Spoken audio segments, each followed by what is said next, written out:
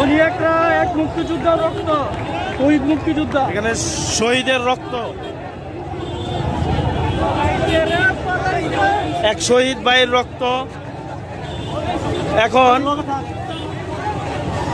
আমরা শুনছিলাম হাসিনার অনেক জনগণ, ঠিক আছে, এই ব্যাপারে আমরা একজনের তো মতামত নিব যে শুনছিলাম হাসিনার অনেক জনগণ, এখন আপনি এই সম্পর্কে কিছু একটা বলেন।